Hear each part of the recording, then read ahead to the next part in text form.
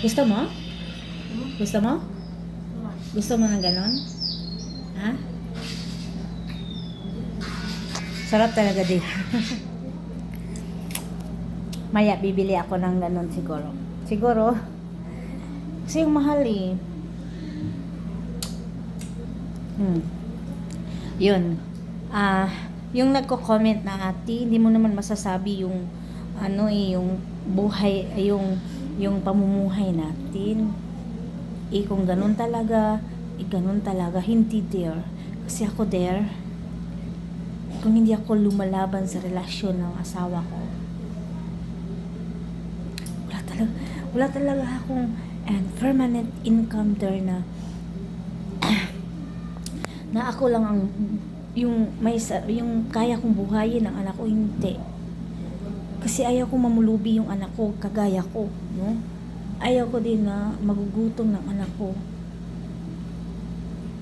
Hindi siya komportable ng makabili ng yung minsan kasi yung sikmura natin, kailangan talaga natin na maghanap ng iba para yun ang kakainin natin. Tingnan mo yung anak ko. Ganun talaga dear. Kung hindi ako lumalaban sa relasyon namin ng asawa ko, talagang wasak. Pati financial pa, madadamay pa yan. Kaya ayun lumalaban talaga ako dear. Nagsipag talaga ako. Nagpakahirap talaga ako para mawi-win back ko. Ayaw kong piliin ko yung pride ko, yung pagkatao ko na parang para akong asong tumatahol, yung nagmamakaawa talaga ako para sa anak ko. Kasi ayaw kong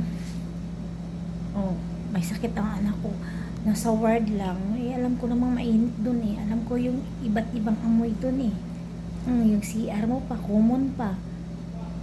Kaya yung mga iniisip ko noon, yung pagkain ng anak ko, baka magtitipid na yun. Ayaw kong magugutom ang anak ko, nabubuhay nga pero gutom. Ganun. Ayaw ko lang ganun din. Kailangan din talaga kahit papaano nasa komportable talaga yung anak. Mamumuhay siya sa komportable. Yung hindi magsasacrifice sa isang place na sobrang init.